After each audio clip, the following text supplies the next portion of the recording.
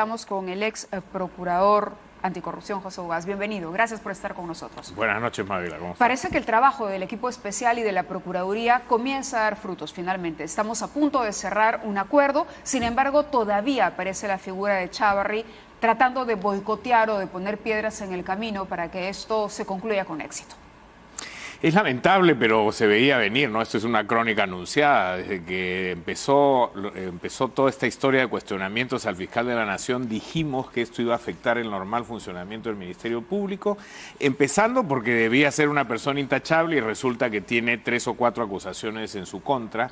En segundo lugar, porque ha perdido autoridad sobre su institución. Hemos visto que fiscales de distintas denominaciones y jurisdicciones han hecho pronunciamientos públicos diciendo que debe dar un paso al costado. Y en tercer lugar, porque ha empezado a reaccionar desde la Fiscalía de la Nación a dar golpe por golpe. El presidente decía algo, le respondía con un tuit diciendo que lo iba a investigar.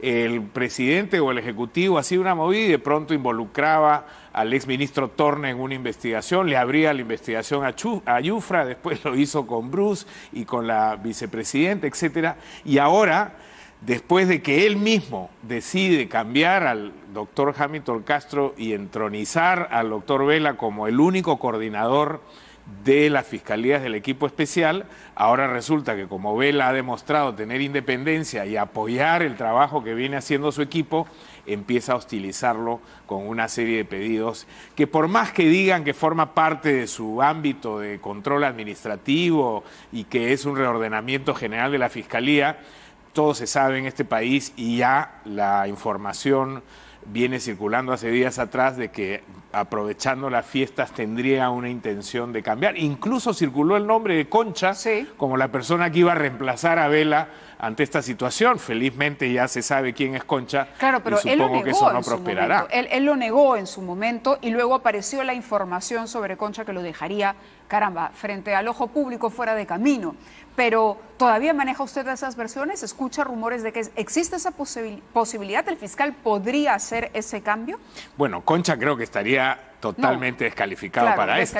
Pero este pedido de la información sobre el contenido del acuerdo con Odebrecht, y por otro lado el inventario de los casos. ¿Qué significa cuando a un funcionario público le piden a fin de año que haga un inventario de los casos que tiene? ¿Tiene la sensación que le está diciendo pásame el expediente para que tu sucesor vaya enterándose de cómo viene la mano? Mi impresión es que está lanzando globos de ensayo a ver cómo reacciona la opinión pública, cómo reaccionan los fiscales, qué temperatura va a tener que enfrentar si es que decide tomar esta situación, y esperemos que ante una reacción unánime tanto de autoridades como de ciudadanía en general no tenga el atrevimiento de hacerlo, ya no solamente por su propia posición, sino por el gravísimo momento en el que esto ocurriría. El 14 de enero deben estar los fiscales sentados en Brasil por 4 días completos interrogando a 23 personas. Y esa se sabe que esa información, se ha dicho en todos los tonos, que va a darle un giro y una dinámica fundamental a las investigaciones. Es como tratar efectivamente de cambiar al jinete en medio de la carrera, lo que evidentemente va a tener consecuencias nefastas, diría yo, para el avance de las investigaciones. Por eso, estamos en cuenta regresiva y el ánimo, vale decir, de los protagonistas políticos de esta historia, que se podrían ver más afectados, está cayendo en desesperación. Estamos viendo el caso de Alan García, por ejemplo, el caso de Keiko Fujimori. ¿Qué opinas sobre el tema de la abogada de Keiko Fujimori? ¿Es un reclamo justo el que ella hace? Mire, yo la he escuchado largamente en la mañana en un programa de radio donde ella ha dicho que la pretenden aniquilar profesionalmente, que esto le genera un desprestigio profesional y que la anulan porque, de acuerdo a las reglas de conducta que le han impuesto, prácticamente no podría hablar con nadie, no podría ejercer. Sí, porque es otra investigada más. Así es, ni con sus abogados copatrocinadores de otros casos.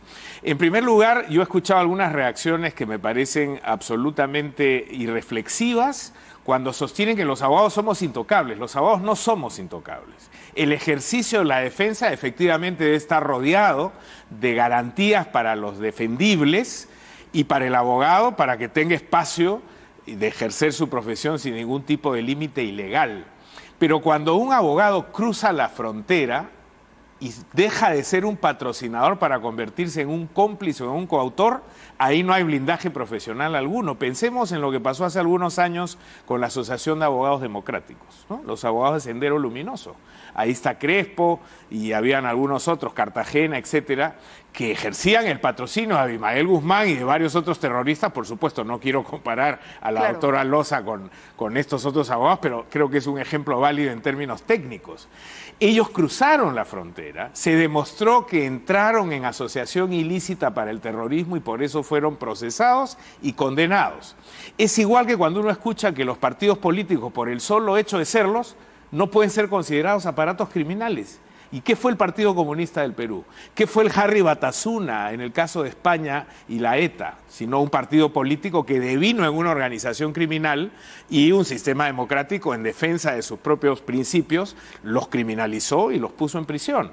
Entonces hay que tener mucho cuidado. Yo no conozco al detalle cuál ha sido la participación de la doctora Loza en esta historia. Claro, se habla de una participación a través a ver, la recomendación de abogados, por lo menos públicamente es lo que se sabe, supongo que el fiscal tiene algunos otros elementos que no ha hecho públicos, pero la intervención directa para que los testimonios de estos falsos aportantes se mantengan, que no digan la verdad. Yo sé lo que he leído en los medios. Mi primera reacción es, a priori, ¿un abogado puede ser comprendido como procesado? Por supuesto que sí. Eso sí. No hay ningún motivo para que no. ¿Podría el fiscal que ve el caso de la patrocinada ser el mismo fiscal que la comprenda como investigada a la abogada o debería ser otro fiscal? En este caso no José Domingo Pérez, sino otro. Acá hay una unidad de causa y entiendo que la imputación que le hacen a los abogados tiene que ver con la materia y conocimiento de esta fiscalía. No tendría ningún sentido cercenar el caso cuando lo que se le estaría imputando a los abogados es obstrucción de justicia en esa investigación y una participación activa en calidad de cómplice o coautores para presionar a testigos para que distorsionen la verdad, que es el hecho de los testaferros que el fiscal está investigando. Entonces, a mí me parece que tiene toda lógica. ¿Y qué alternativa tiene Keiko Fujimori para defender su derecho, el derecho a contar con un abogado? Porque en las condiciones en las que está lo que la ley le garantiza es que ella, como cualquier imputado, tiene el derecho de elegir a un abogado de su confianza. Si el abogado no puede seguir ejerciendo su defensa porque se va del país, porque enferma o en este caso porque está inhabilitado por ser un investigado, tiene decenas de miles de abogados. Por cierto, abogados no faltan en este país y ella misma ha tenido otros abogados, varios, y podría elegir algún otro que simplemente se sustituya en este caso. ¿De Loza y de Fujimori le suenan a victimización?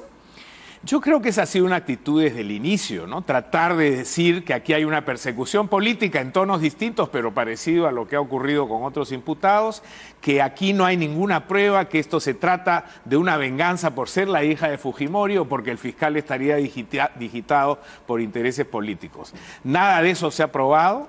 Todo indica que hay evidencia suficiente. Ahora, cuando vamos conociendo que hay colaboradores, informantes, testigos, documentos, hemos visto lo que ha pasado con los fondos que ahora le atribuyen a una persona que ya no puede testimoniar porque ha fallecido y un reconocimiento tardío de los actores principales diciendo, bueno, sí, efectivamente yo moví $1 millón en efectivo, se lo di a mi sobrino. Entonces, conforme los fiscales van presionando, vamos viendo que van adecuando la verdad a sus propios intereses. Entonces hay que tener mucho cuidado en sostener que aquí hay algún tipo de persecución excesiva de parte de los fiscales. Ellos manejan sus pruebas y en todo caso sabrán dar cuenta de esto conforme se vayan produciendo las etapas procesales correspondientes. Claro, en esto de la intromisión de la justicia, de la intromisión política en la administración de justicia, acá estaba leyendo una columna suya del 14 de diciembre, pero quería preguntarle por la visita sospechosa de Rosa Bartra al fiscal Chávarri. Ella dice que es para coordinar asuntos de la Comisión de Constitución que tienen que ver con la reforma judicial, pero llama a sospecha que es la congresista la que cita a Rafael Vela como la única persona que ha hecho cuestionamientos, digamos, al acuerdo, más aún cuando no se conocía nada, ni siquiera generalidades de ese acuerdo, que son las que Vela dice puede dar a conocer, porque él incluso ha dicho, para que la sociedad esté tranquila, cuento estas cosas, pero la población tiene que entender que esto es un acuerdo que al detalle yo no puedo revelar, porque de lo contrario estaría faltando al propio ejercicio de un compromiso, de un compromiso profesional y de una metodología que aplique en estos casos. Ve la visita el viernes a Chávarri, Chávarri el lunes se refiere a los cuestionamientos. Perdón, Bartra visita a Chávarri el viernes y el lunes pasa esto. Aquí Fuerza Popular, a través de la victimización de Keiko y de esta presión que podríamos atribuir a Bartra, digamos, ¿es una historia verosímil o simplemente es producto de una mente antifujimorista que puede haber estado regando esto a través del Twitter? Primero es sorprendente la agenda de visitas que tiene el fiscal de la Nación en los últimos días, ¿no? Recibe al congresista Donaire, que está en una situación penal insostenible y protegido por sus... Incomprensiblemente protegido. Incomprensible e ilegalmente protegido por sus compañeros del Congreso, y sin embargo va a hablar con el fiscal de la Nación y ahora sale con una historia diciendo que él quería saber por qué en una agenda estaba el nombre del fiscal. Es decir, una cosa absolutamente fuera de contexto. Claro, eso suena a fui a la vecina a pedirle una taza de azúcar porque me faltaba para... Sal para mi huevo. Exacto. Digamos, ¿no?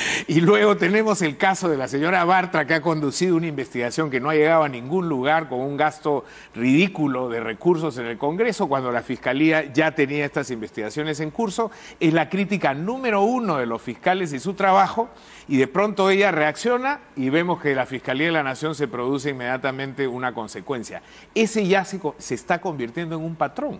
Cuando Keiko Fujimori cuestionó a la Fiscalía de la Nación hace un tiempo, ¿qué pasa con el fiscal? Al día siguiente le metió la denuncia a Yufra. A Yufra, claro, era por el tema de los Mamani videos. De los Mamani videos. Entonces acá está produciéndose una fiscalía que aparentemente tiene ciertos botones que la hacen reaccionar inmediatamente, y todos esos botones vienen de un solo lado, que es del lado del fujimorismo, lo cual confirmaría un conjunto de evidencia que sería largo detallar en este caso, pero todos los indicios evidencian que hay un canje de favores entre el fiscal de la Nación y un par de grupos políticos que están precisamente en el medio de las investigaciones de la Fiscalía, ¿no? La sala que tiene que resolver la apelación de Keiko Fujimori es una sala que ha sido cuestionada porque ayer el Comercio revela que una de sus integrantes es una persona cercana a Inostroza. La cercanía con Inostroza, prófugo de la justicia, hoy pendiente su proceso de extradición, digamos, ¿basta para quejar a esta señora, para digamos, obligarla a que se inhiba de participar en una decisión de esta naturaleza e importancia? Mire, si fuera una foto de juezas con un magistrado superior a ellas, yo no vería ningún problema. Pero estas juezas forman parte de un grupo que se llama las Amigas de Cecitar, ¿no? Y si uno lee las conversaciones de las Amigas de Cecitar, están hablando de viajes, de hacer homenajes, de que Cecitar es así, Cecitar es asá. Eso ya habla de un nivel de coordinación que desde una perspectiva de investigación a una organización enquistada en el Poder Judicial abre sospechas sobre esta magistrada. Yo creo que ella ha debido excusarse desde el día 1, sabiendo que tenía esta vinculación con Inostroza. De ser atendida la apelación de Keiko, la presencia de esta persona podría servir para protestar contra esa medida, presentar una acción legal en el proceso y considerar que yo creo no que es válida. hiere de una manera insalvable cualquier decisión en la que ella participe que tenga que ver de alguna manera con cualquier hecho que la vincula a Inostroza. ¿Qué recurso tendría la Fiscalía a mano, digamos? ¿Tendría alguna herramienta que pueda emplear la Fiscalía? Bueno, frente a una decisión de la Corte queda siempre la posibilidad de un recurso de queja y que sea revisado extraordinariamente por una instancia superior. Claro, que sería el camino a seguir. Que sería el camino a seguir, pero digamos, una vez más estamos frente a una serie de personajes del sistema judicial que aparecen vinculados, como el mismo Chávarri, a un prófugo de la justicia que es Inostroza. Y claro, que invalida cualquier decisión que uno pretenda sostener que es neutral. Claro, el procurador Iván Montoya decía ayer que cuando Inostroza trabaja para que Chávarri se consolide como fiscal de la Nación, cuando le ofrece en estos audios que hemos conocido que va a tener una reunión con medios para mejorar su imagen, para no hacerle una campaña, en fin, a favor de la posición de Chávarri, ya había una intromisión de el juez en la autonomía del Ministerio Público. Mejor dicho, Chávarri ya estaba abdicando a esa autonomía. En este caso, al obedecer, en el supuesto de que comprobáramos que hay una relación sumamente directa, porque eso es, como le dije, una presunción, entre lo que dice el fujimorismo y lo que finalmente resuelve Chávarri, esto pone la situación de Chávarri en una... A ver, está caminando al borde del precipicio, ¿no? Porque en un Estado, a ver, ¿qué garantías pueden tener los representantes del Ministerio Público si el Congreso, fuerzas políticas del Congreso o el propio gente del Poder Judicial, que hoy sabemos es corrupta, pero que en su momento lo hizo, finalmente intervienen y mueven al fiscal como mejor les parece? Es una raya más al tigre, ¿no? O sea, ya está el tema de las notas, ya está el tema de los acá lo audios, veía. en fin, todo lo que ha salido y sin embargo es claro que el fiscal de la Nación no va a dar un paso al costado. Va a dar, ese es el problema. Entonces, no va a dar. esta otra circunstancia que se suma simplemente seguirá incrementando sus pasivos, pero yo creo que la solución o pasa porque en algún momento antes de que se establezca la Junta Nacional de Justicia, el Congreso se ponga los pantalones y tome la decisión que corresponda, o esperar hasta que finalmente la Junta decida apartarlo del cargo por todas estas situaciones que cuestionan su posición en la Fiscalía de la Nación. Pero yo, respecto al comentario de Iván Montoya, iría incluso un paso más atrás. Si uno toma esto en perspectiva, lo que estaba haciendo Inostroza era construir una red a la interna, seguramente para conducirla a él después, incluso subordinando a Chávarri a su propia posición, en la que estaba el presidente de la Corte del Callao, estaban estas juezas, habían fiscales. ¿Por qué él empieza a coordinar con los miembros del Consejo Nacional de Magistratura? Oye, ¿cómo le ha ido en las notas? A Chávarri. A Chávarri, a Concha. Claro. Él pregunta por Concha. ¿Cómo le fue a Concha? Él empieza a colocar sus fichas en el sistema para en algún momento tener el control de todo el aparato. Y entonces esto incluye a Chávarri, pero no solamente es la relación Chávarri-Inostroza, ahí había una red en ejercicio que incluía al Consejo de la Magistratura, a presidentes de corte, a jueces y fiscales de denominación inferior y superior, y que por supuesto llegó hasta la Fiscalía de la Nación. Ahí hay que sumarle congresistas, miembros de partidos políticos, empresarios. Esto es lo que hoy día los estudiosos en materia de corrupción llaman un sistema operativo de corrupción. Eso es lo que estaba montando Inostroza en el Perú. Enhorabuena, no llegó a montarlo. Bueno, pero no sabemos quiénes han quedado como sucesores de Inostroza en estas pretensiones. Bueno, cuando se generan estos niveles de infección, siempre el antibiótico toma su tiempo en hacer su efecto, y es lo que llamamos algún tiempo y discutimos aquí el proceso de purga, sí, ¿no? Sí, es correcto. Nada más solamente reparar algunos aspectos que usted cita en la columna. Dice, una noche a la viceprimera ministra sueca Mona Sahlin le provocó una barra de chocolate. Compró un Toblerone con la tarjeta de gastos oficiales. El importe era de menos de 12 euros. Meses después la destruyeron por usar los recursos estatales en un consumo personal. En el Perú la situación sería impensada. Pero impensada Este es un caso... Es súper interesante la comparación porque, a ver, vamos, se compró un Toblerone, pero es lo que decimos, el ladrón es ladrón, así se roba un sol. Usted entra a internet, ponga el caso Toblerone y le va a salir esta historia. Esta es una historia muy conocida en el mundo anticorrupción. Una primera ministra de insospechada actitud, es decir, nadie jamás se le ocurrió decir que era corrupta, un día se queda trabajando hasta muy tarde, sale de su oficina, le provoca comer algo, para en una máquina y compra un Toblerone con la tarjeta de crédito y se equivoca de tarjeta de crédito y usa la de la oficina en vez de usar la propia. En los estándares suecos, eso es un acto indebido y cuando la auditoría detecta esto no le queda otra que renunciar. Acá, ¿quién va a renunciar por comprar un chocolate equivocadamente? Acá, un fiscal de la Nación, acusado de pertenecer a una organización de crimen organizado y de haber falseado sus notas, sigue sentado intentando administrar el Ministerio Público. Estamos muy lejos de un Toblerone que vale 7 euros, 8 euros respecto de realmente. Y además es una tristeza porque aquí está este ranking de Transparencia Internacional de 100 puntos. Nosotros logramos apenas 37 puntos. Eso es históricamente, muy no nos movemos de ese lado. Los suecos, los daneses, los finlandeses, los neozelandeses están en un rango que va entre los 87 y 92 puntos. Correcto, pero Perú ¿con quién codea ese nivel? América Latina en general está estancada en los 30. El país que ha caído significativamente en el ranking del 2017 es Venezuela, que ha caído a los 13 puntos. Y ya está en el rango de los países considerados estados fallidos.